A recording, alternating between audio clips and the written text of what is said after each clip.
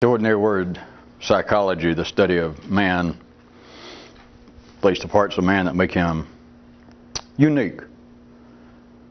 You could say that there have been, up until now, 3 stages of this attempt to study man. I'm about to call it, you could say it was the theology of psychology, and then it was the psychology of psychology. And this kind of attempt is like the science of psychology. It's been tried. I don't mean that this is the only attempt in the world, but there has been, historically, at the collective level, there has been that movement. From the theology, even the mythology, but it covers a wider range to call it the theology of psychology, and then the psychology of psychology, and then the attempted physics or science. It's not only true out there on a widespread collective level, it's also true in individuals as always, that we have people who are still dealing with the many people all over the world, friends of yours, relatives of yours who live with you, who live very close to you. I don't mean just in the same house, who are still dealing with the theology of psychology, and we have people, it's not that cut and dried, and we have people who are sometimes dealing with the theology of psychology, and then on a good warm day when the humidity is just right and they know how to pronounce it, they even verge into the area of considering the psychology of psychology. We'll talk about it on the historical level because it's probably easier for you to see right quick. It's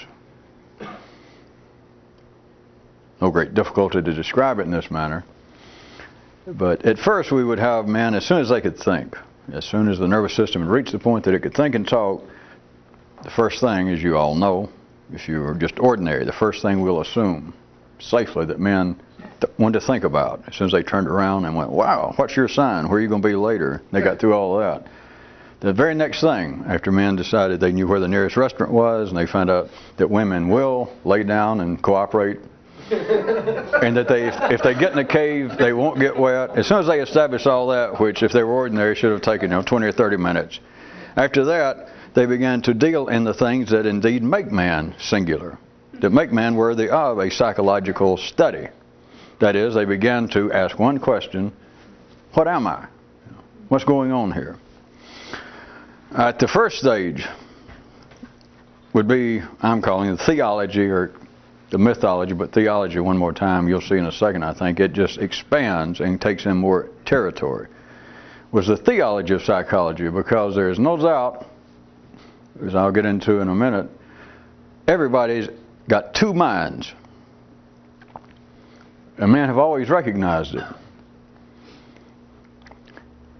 But to consider the first stage, to call it the theology of psychology, they were considering one of the minds was in some way otherworldly based. Put it crudely, the other mind was the voice of God. Was there conscience? Was there better impulses? And in many cases, and even today, there are people who actually believe that some God, some force, some anthropomorphical, at least in a describable, conceivable sense, force, man, woman, something somewhere, actually talks to them and tells them what to do. That was, and not just limited to that, but to speak of the theology of psychology, was the whole basis of the study of man in a wider sense at that time, and with some people now. But at that stage, speaking collectively of man, they looked upon any possibility of man understanding himself had to be tied to supernatural forces, to spiritual forces. That was the only way man was explicable. Without that, he was just a great enigma, to be charitable.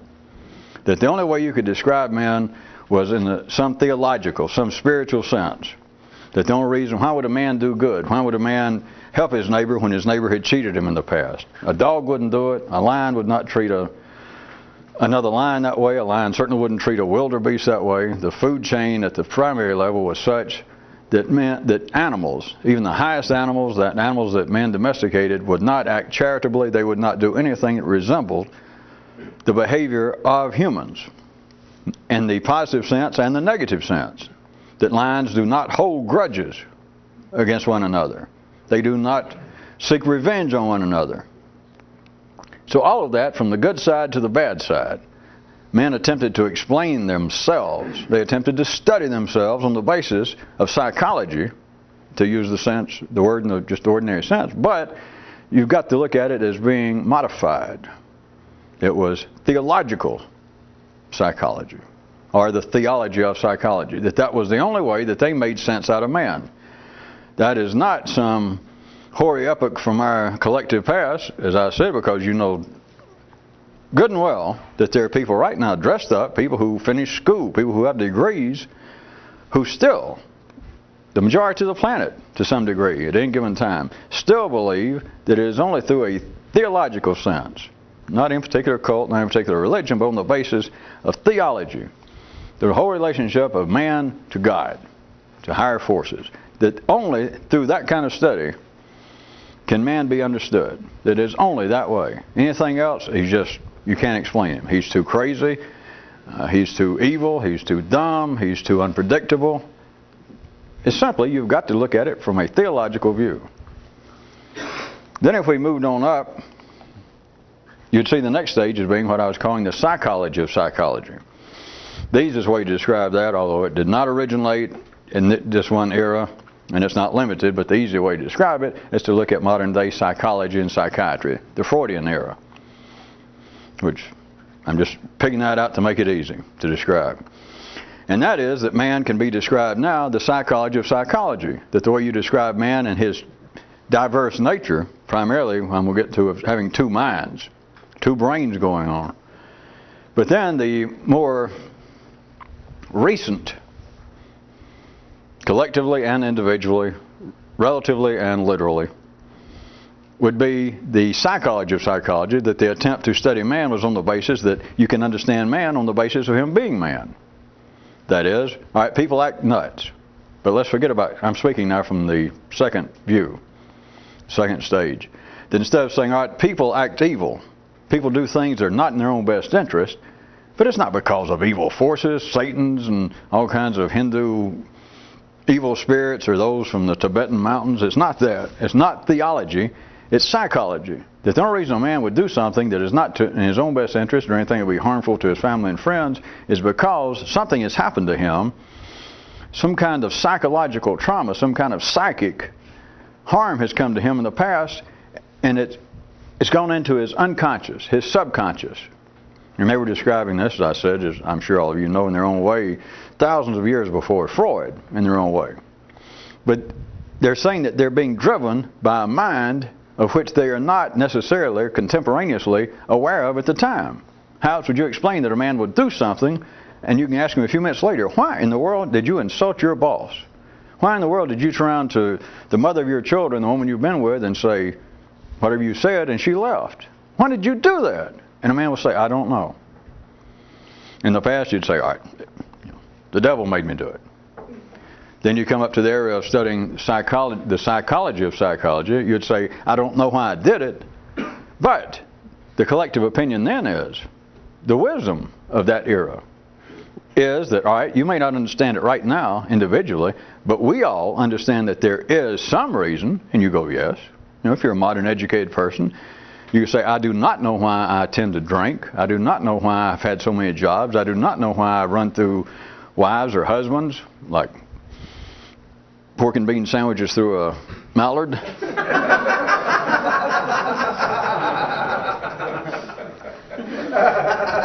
But see, the attempt now, and of course that little humor was no reflection on the attempt. The attempt now is not to describe it as being otherworldly caused, but it's motivated in man, but in a way that we do not yet understand. In other words, the source of the problem is not otherworldly. It's not theological. Studying theology will not explain human behavior from the psychological psychology of man. The only way he can be understood or studied now is on the basis of himself. And of course, that and his family and his background, but that is other humans. That is the only way to explain him. And of course, obviously, instead of now, when I was getting into the two minds, in the theological base, surely you see, although they do not normally use terms like mind, but you've got two forces working. Struggling for your soul, struggling for your mind. You've got, a godly mind and an ungodly mind. A good mind, an evil mind. And then you get into psychology, the second era, the psychology of psychology, and men believe, all right, you've got a conscious mind. Again, assuming we're just sane. Talking about a sane person, that you've got a conscious mind, which if you're sane, you're just, it's a relatively good mind, that you treat people decently and you do that which is in your own best interest without harming others, and you look after your family, and you just are a decent person. But decent people do indecent things. And so what causes it? This other mind, the subconscious mind. For a few people, the explanations are unsatisfactory. Of course, for everybody, the explanations are unsatisfactory. That is, they do not fulfill their purpose because they're not supposed to.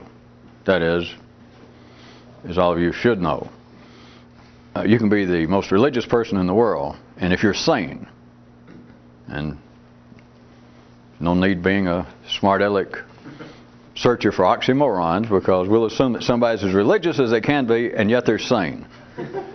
If you got those two givens, then those people, if you say, all right, has religion done that which it said it would do, that which you believed it would do, and the answer is no.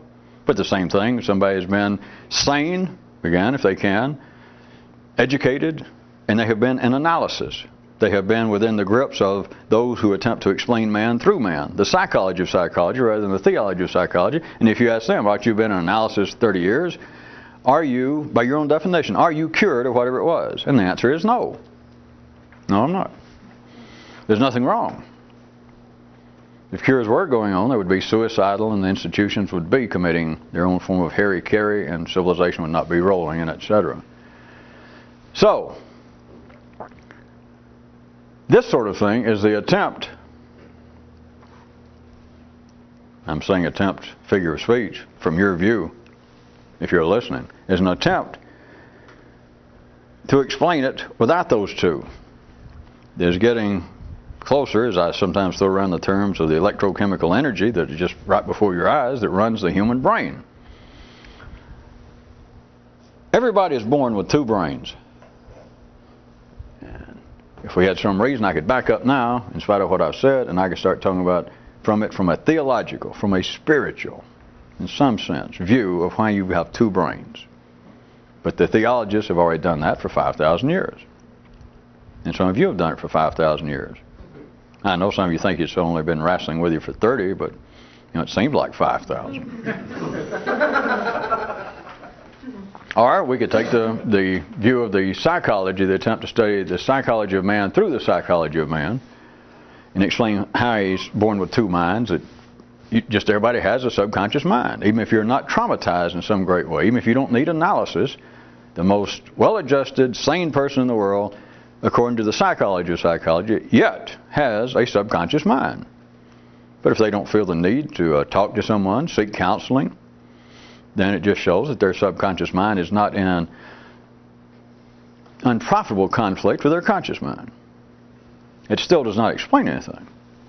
I mean, you're always left with, the sins of the father in a religious sense and then in a psychological sense, which you've got to ignore. You've got to jump right in the middle of the sequence of life, and you've got to ignore everything on the right and the left to jump in and say, well, I'm like I am because of my environment. I'm not religious. It's because of my upbringing. It's because of the environment in which I grew up, my formative years. And of course, then you have to ignore everything on either side of you, plus the blank wall staring you right in the face. You just have to. I was trying to get you to consider a much more point blank, right between your eyes, that's beyond all of that. It's not satisfactory to people who are theologically inclined or people who are psychologically inclined. And that simply is this: you're born with two minds. Everybody is. But you're born with two minds on the basis of the energy that runs the mind. That in a three-dimensional world, the only closet that men can talk in right here, you have energy that is polar-based. You got no choice. It is the sound of electricity. And it seemed to be two minds. Years past, people believe Zeus, or at least maybe Aretha. You got to give them credit. They don't make gods like that a god would name his daughter after a soul singer.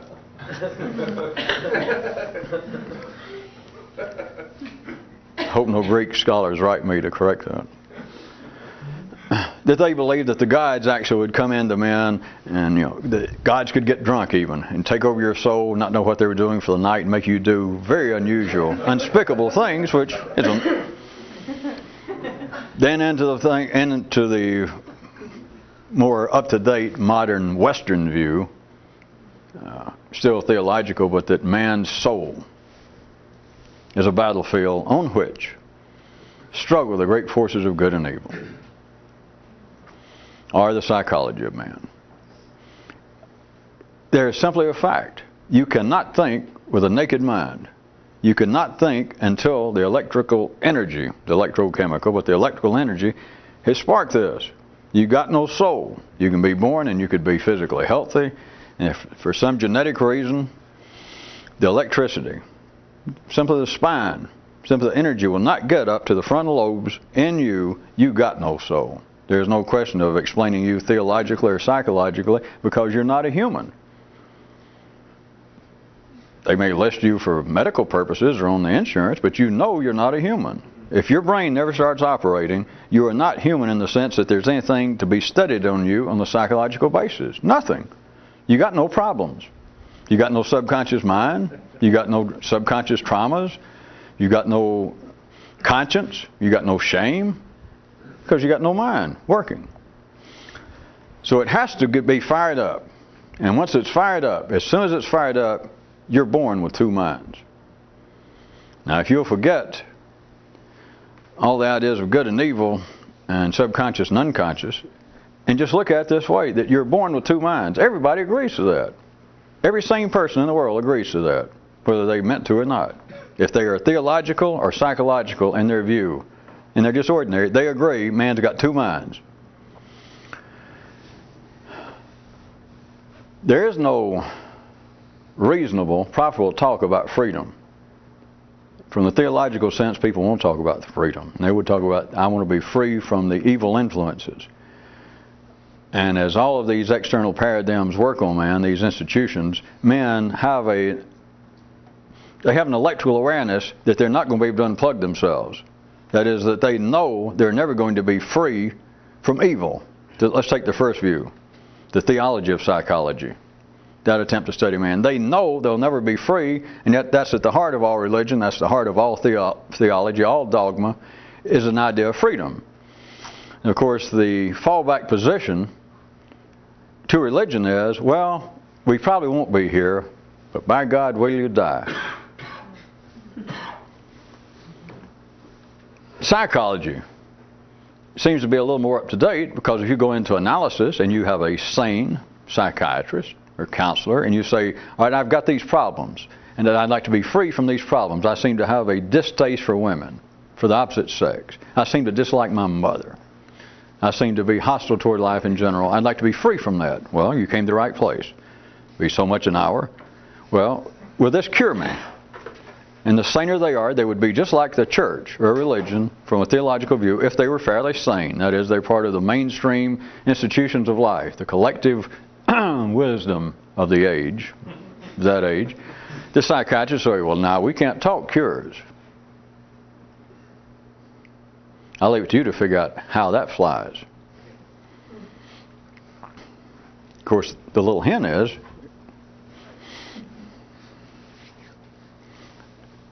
do you understand the comparison? Religion, if you're following it without taking it in any sort of hostile or critical manner, is religion can say, if you start to follow a theological attempt to describe man, that is, join up with a religion of some kind and say, well, do you guarantee that I'll be free from all sin, from all guilt, from all bad feelings? And the more mainstream, the more part of ordinary life they are, they'll say no. And then you might say, well, pardon me for asking, but why should I join up? And they might say, well, no reasonable church of any kind is going to tell you, make you that guarantee. And you might say, all right, I believe you. And you might say, but still, why should I join up with you or anybody? Then their answer is, because, whatever their particular dogma is, well, man's not meant to be free right now, but you stick with us. And you go through the rituals and etc. And after you die, you'll be free. All right, you understand? So you've got, assuming, because if you're ordinary and you don't know anything, you'll believe whatever's handy. without any offense. That's why it's there. Is I don't know what to do next, so where can I lean?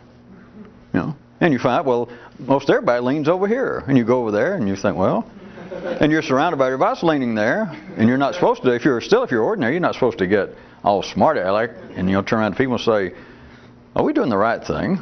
Because if you do, everybody else is leaning, and they're going to look around like, well, even if we're not, what the hell are we going to do? So, when I stopped for a minute, I was going to leave it for you to pick it together. But you understand, from one sense, right quick, you could say that religion, the theological attempt at psychology, has a way out. That is, they will admit, no, we can't guarantee it. The world's greatest rabbis, the Pope, and everybody will say, no, I am not perfect. I am not free from sin. I'm not free from my bad mind. And if you say, well, why should I put up with it? Why should I pursue this? Because I won't be free. And they say, well, after death. So if we look at that as being like, in a sense, the ultimate way out, the supreme trap door, that, well, this won't work, but it'll work later after you die. Then what I wanted you to see was if you move up to the next stage of psychology, and you try and take that same piece of cargo with you, and that you go to psychiatry now, looking at not just one psychiatrist, but you look at the attempt to explain man, through psychology, and you go to the institution of psychology and say, all right, I want to be free from those things that are bothering my mind, at least part of my mind. Okay, you're in the right place. All right, do you guarantee results? Well, no, we certainly don't. Well, why should I put up with it? Now, I was trying to point out they don't have a position like, well, stick with me and go through analysis, and after you die, when you wake up, you won't have a subconscious mind. See, they don't have that, and so I was going to leave it and say, all right, how do they get by with it? And so I backed up to answer it for you. I just want to be sure. The way they get by with it is it doesn't matter. You're going to buy it anyway. See, that's the trick, because I was hoping you'd go, hey, that's right. There's a little something interesting there, because religion will say, all right, we can't guarantee that it's going to work, but after you die, it'll work. But psychology doesn't have that, and so you're supposed to go, and if you're ordinary, go, that's right. That's right. They're not as smart, or they don't have that kind of tricky way out. Boy, how do they do that? And there's the wall right before you. How do they do it? It's just what I said, because it's working, whether it's valid or not, whether there's any potency to the institution, to the attempt, is irrelevant. It just seems to be relevant. Which is the only reason the first one will work. It's the only reason that people, because from one view, we could certainly take a very hard-nosed, even street-level, smart-ass attitude and say, boy, isn't religion, people that follow the theological attempt, aren't they dumb? To believe that the religion will admit, no, we can't make you perfect. We can't guarantee that you'll be free from all disturbance in life, but you will be after you die. Of course, we wouldn't be the first, but people go, boy, talk about a bunch of peckerheads. Who would go believe that? It's like you're going to buy a car that won't run, and you go ahead and pay for it, and they say, yeah, but after you die, that jewel will crank right up and run every time. And you think, well, you're an idiot to do that. The point is, either the theological attempt or the psychological attempt is not superior to the other. What I wanted you to see is none of them work. That is, none of them fulfill their own aim. They're not supposed to. And just because one of them seems to have a way out that, well, it'll be all right after you die, and the other one doesn't, you can say, well, ha-ha. Then, finally people are going to catch on to religion. Well, how long are you going to wait? It's been 5,000 years that you know of. You say, well, people will wise up. There's nothing to wise up to.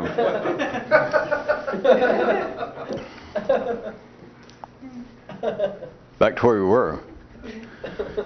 If you looked at it simple on the basis that you were born with two minds, you could be an atheist, you could be an agnostic, you could have never heard of psychology. If all that was possible and you were still literate enough to be sitting here listening to this, and you would know immediately when I point out, when you grew up, you could have grown up around no religion, you could never heard of Freud, and as soon as somebody told you, do you realize you got two minds? You'd go, yeah. I mean, if they didn't make an accusation, they just said, it's weird. Did you know when you're born you've got two minds? And you'd realize, all my life, I never thought about it that way perhaps, but you'd realize, yeah. If for no other reason, it's like you can talk to you.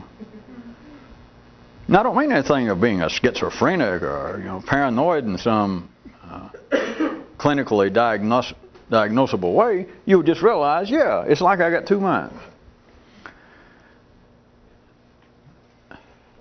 Here's the part that we're getting into me saying that this sort of thing is the attempt to the psychology from a, I know I said scientific, but that sounds, I know, pretentious, because people's tried to say that before. It's more like a physics. It's the chemistry. It's the point blank between the eyes version of psychology. Because you got two minds. There's no doubt religion's right, psychology is right. And you know it's right. You got two minds. One of them, if you're going to try to do the very things that religious people say they want to do, that people who seriously take these psychological attempts to understand the psychology of man, those who take that seriously, it's the same thing. They want some kind of freedom, whatever they call it. They want this,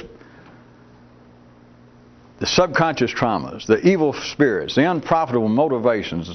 They want them subdued. They want to be free from them. They want to straighten them out. They want to reprogram them. I could keep trying to dig up the terms. You read as many as me, but it's both the same thing.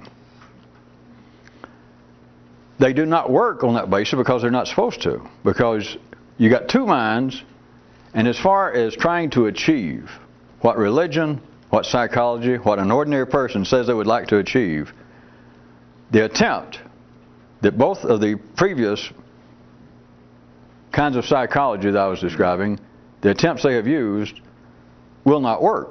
They're not supposed to, but they simply will not work for a physical, for a chemical, for an electrical basis. You are born with two minds, and to move it up a little faster, one of them, to try and change, to try and be independent in one way, one of them is not worth a damn. Of course, religion would say, that's true, I knew that, and psychologists say, I knew that. May I finish? All right. One of them is not worth a damn. But it's not worth a damn on this basis. Not that there's anything wrong with it, but there's nothing to be done with it. Because there's nothing wrong with it. And you cannot change it. If you change it, you've taken one muddy shoe off and put it on the other foot. Let's get specific. No matter where you were born, no matter what the environment was in which you grew up, it does not matter what religious, psychological, educational, racial, political, economic, cultural, nationalistic, psychological influences or lack thereof that you had as a child. You grew up with two brains. You were born with two brains, and one of them is uncivilized. One of them is prejudiced. One of them, that about covers it. I can start getting crude and call it dumb and stupid, limited vision, parochial, provincial. It's all of those things. It's everything that humans denounce. All the way from it, well, it's a sign of evil. All the way from that to it's a sign of unprofitable, uncontrollable, nay, unconscionable and unconscious motivations of which I have no control, over which I have no control. It's just what I said. You got one brain like that. You got one brain that tells you things, that just speaks, whether you ever said it in your life publicly, that say things that you are ashamed of. Things that your other brain disapproves of. Racial remarks, religious slurs, just hostility to somebody just gets in front of you on the expressway. Everybody knows that. But they can't let it stop there. Because from the first view, there's a theological explanation. Is that great? I don't know how many Episcopalians we have, but it was that great Episcopalian priest Flip Wilson said, the devil made me do it. That is their explanation. The devil in some form. And of course the psychological explanation is, well, my father was a bigot.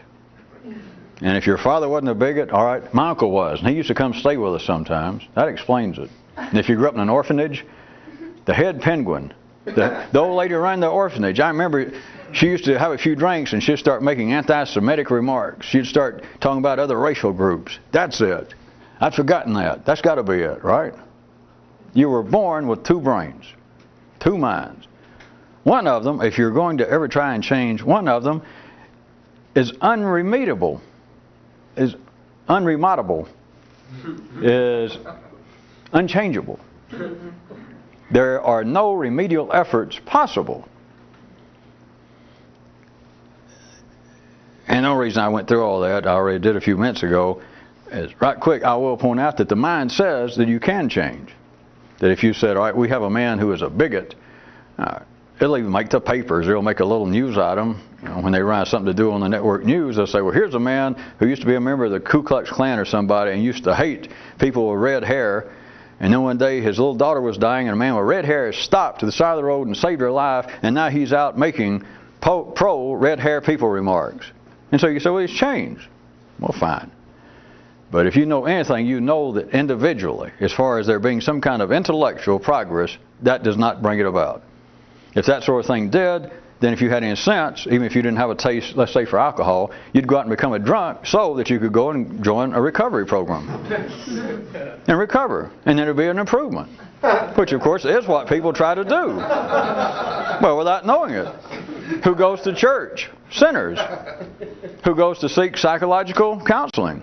People with mental problems. It's the same thing. And of course, you had any sense, you didn't have any mental problems, you thought, I'd like to be better. You developed some mental problems so that you could go and be made better. It is what I was earlier saying, and it's not our concern. It's not an attack on AA or people trying to do better. But individually, for a man to say it's the same thing as a man who's quit drinking. And it seems to affect one side of his mind, which is not the best example in the world. But all you have done is taken one shoe off and put it on the other brain. You are no better off, not from the sense of being freer. And again, this sort of thing, even though I said it wasn't the best example, it kind of oozes out in life that, for instance, nowadays alcoholics say, nah, I'm an alcoholic and I'm not cured, I just haven't had a drink in 5 years. Which they're saying the same thing. They're saying I'm not even freer than I was. It's just the point that ordinary change of taking the one mind of which you disapprove and just say, well, I have taken some aspect that over here it used to be racist, and now at least in public I don't make those kind of racist remarks I used to. Well, I guess if you had to be in the same room with a man, you could say, well, I'm glad. We should all be glad that society gets saner and saner. Now, so much for that. But the man has not changed, which is not an attack on the man, because that one brain that will do you no good, the one bad brain that everybody's born with, cannot be rehabilitated. It's not made to be rehabilitated. It's made that you should want to rehabilitate it, which is part of the octane that runs civilization. That I want to rehabilitate it, I should, because I'm a sane, decent person. Well, again, bravo, and I want to change. Well, what keeps it all moving is you can't. But you can't quit trying to. If you're not part of the great vehicle, or if you're not satisfied with it, you have got to finally come to this conclusion. It's easy to say, isn't it? Must be, since I just said it. You have got to realize you got a brain that is not doing you any good. You've got a brain that says things that you disapprove of. If it doesn't say them to anybody but you, it says them. That's a blank wall. It's right before your eyes. It was there when you were born. Nobody pointed it out. The collective has no need to notice it. It's a fact. If people are really scientific, what do you do once you see a fact? Unless you're going to regress into some form of insanity, what else are you going to say about a fact? If you see, well, that's true, what else is there to say? There it is.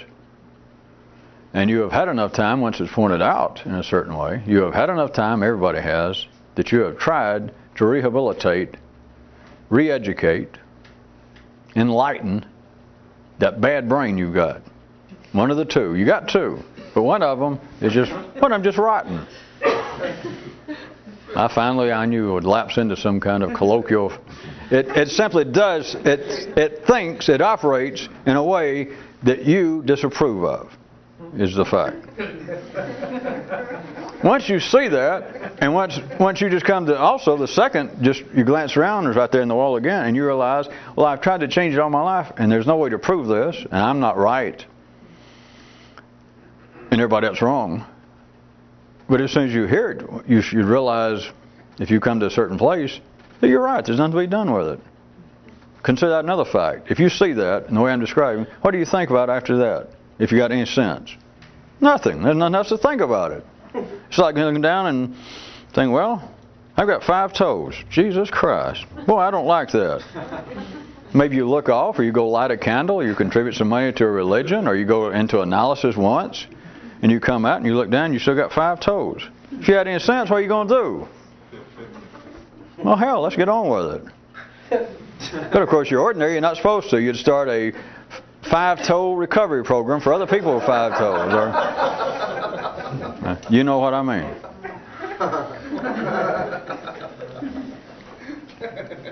There is, I guess if we had any decency, we would hesitate to say a secret, because that always sounds so, I don't know, secretive. Yes, it's a secret, all right. But thanks to a great band of hardy men thousands of years ago who climbed up terrible mountains, faced very bad food out at roadside dining, suffered to get this secret and bring it back to humanity, which is the fancy way of saying that there were some people that one day turned around and looked and thought, well, I'll be goddamn. That is, that they just saw, well, I'll be. But it sounds better. God's talked to them. They gave their whole life struggling, studying, imitating others.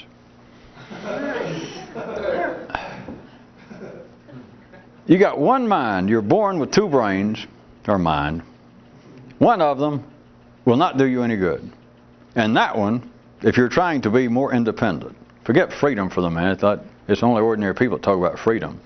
There is a possibility, it's the only reason that strikes people as being valid, of relative independence. But you cannot rehabilitate that mind. You simply cannot. You're supposed to want to, you're supposed to try, and it helps run things. There is nothing to rehabilitate. You were born with 2 brains, one of them's rotten. You're born with 5 toes. 2.5 of them I don't like. Okay. If you're not ordinary, I assume that's the last I'll ever hear of it. And you should think, hey, you're right. If I'm not ordinary, that's what you're going to say. And it's not theoretical, because one more time, you have had the time. You've already done it. It's whether you can face up to the fact, whether you're wired up strange enough to do it. As you know, there's nothing to be done with it. There's constantly the appearance like a lifeboat's going to come up to help us all here on this ship that we don't like. But a strange phenomenon takes place. The lifeboats in life, religion, psychology, common sense, do not seem to ever be fulfilling. And why is that? Because the phenomenon seems to be on the main ship, which is where everybody is. The everyday, middle class, common, ordinary, sane people in the world, is half of them are up there against the rail trying to push the lifeboats away, while the other half are trying to pull them alongside closer. At least you take that as being everybody out there, it's in you too. Yes, I'd like to change. It worries me when I think of the damage alcohol has done to me. I get so I have got to cut down this drinking. I start thinking about it and I get so upset. You see what's coming, don't you? Captain Irony, a man will say, I get so upset, I got to have a drink. You keep trying to, come here and help me. It's like trying to follow religion and saying, boy, I so want to believe that supernatural forces will come down and help me. Help me, supernatural forces, help me, please. You check your you help me. I gave $5. Next thing you know, you're going to say, hey to you. You're trying to push them away. That's the way it is. That side, that brain, cannot be rehabilitated. It cannot be saved. It cannot be remodeled. It's just what it is. And then everybody is rotten. That is, everybody disapproves of it. Some disapprove of it religiously, some from a psychological basis. But everybody who is sane knows that they were born with 2 minds, and they know that one of them is not necessarily your good friend. But there's hardly anybody on the planet at any time that can realize that and then walk off. Because you're not supposed to. It's not that they're wrong. You're not supposed to walk off from it. Because if everybody walked off from it, we'd all be done for.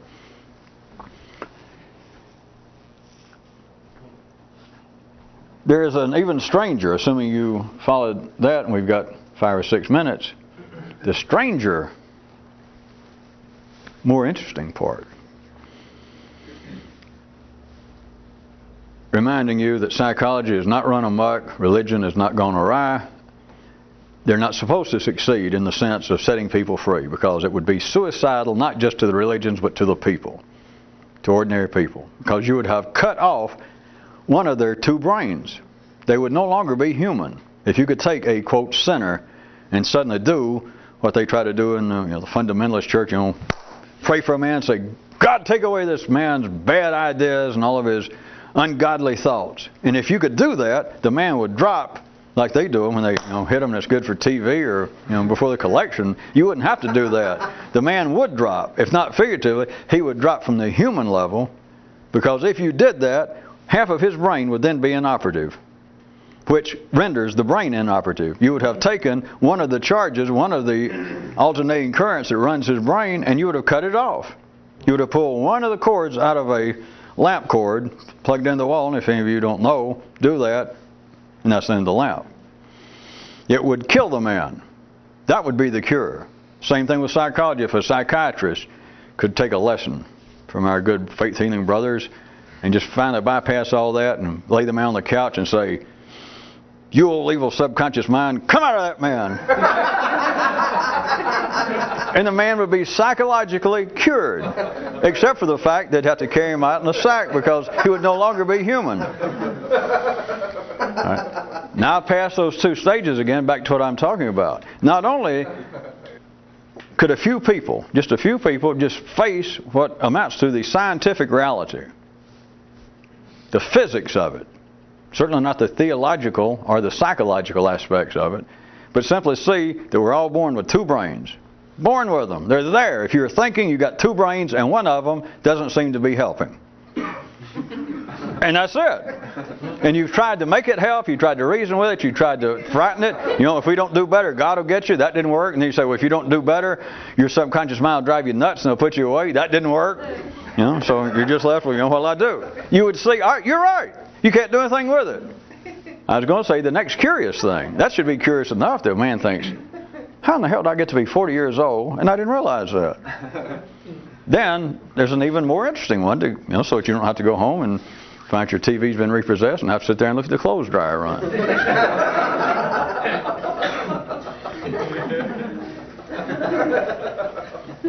The more interesting is, if a man saw that, then the next interesting stage is, even after you realize, if you took my description, not imitate it and not take it on faith, but just use mine since I'm the one describing it, and you realize, well, I got one brain. There's half of me that I don't approve of.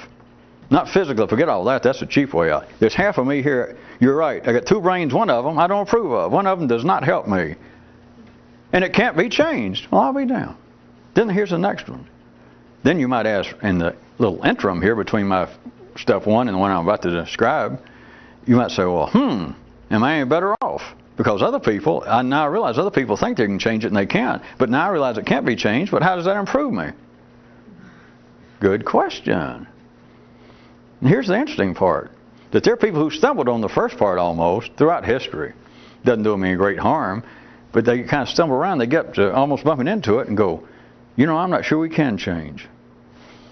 But then an ordinary person, let's say if they accidentally bumped into that wall, then they're left with, well, boy, that's a real major breakthrough. I feel a lot better, don't I?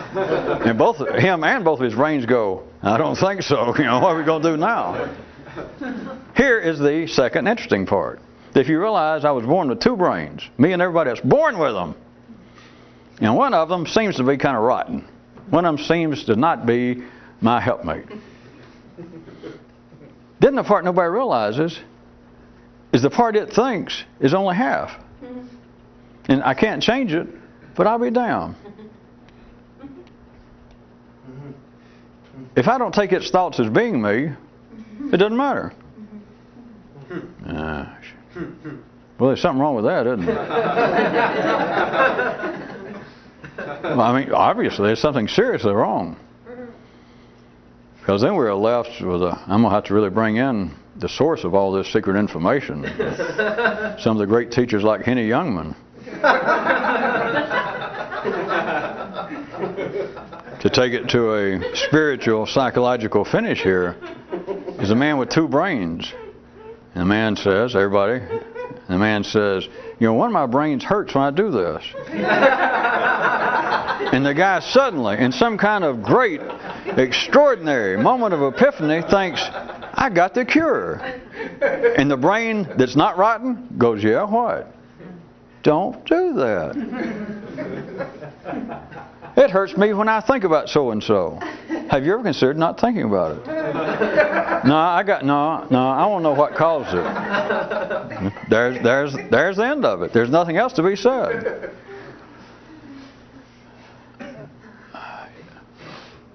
You could say that all the 12-step self-help programs, from religion up until AA or whatever it is now, Lingerie Buyers Anonymous. You could take all 12-step programs, religious, psychological, whatever, and put them into a one-step program. And the one-step program is, don't do that.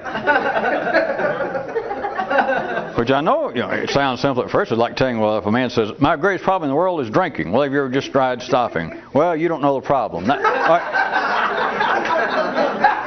Well, see, there's your answer. We're not making fun of him. It just shows he's ordinary, and he is going to keep fueling the machinery of life and himself, that it gives him something to do in a sense. Because it keeps the machinery of civilization fueled up. It moves energy.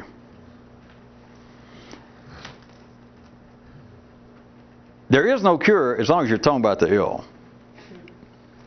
As long as you think that what you think that you disapprove of, as long as you accept that it must be changed, that you don't know some of the horrible things I think to myself. I know the noises that your stomach makes. I've been close to you. You've been close to you when you hadn't eaten or when you're eating the wrong thing. Do you take that personally? Not unless you're an idiot, not unless you're insane. You make noises. Your brain, one half of you got two brains you're born with. One of them makes noises that are offensive. Yeah, but God, it's horrible. A man is not dumb. See, everybody, if you're born with two brains, let's put it this way. One of the brains is dumb in everybody. Don't care who you are, one of them's dumb. But a man's not dumb until you take those dumb thoughts as being you. Yeah, but it hurts me when I think about them.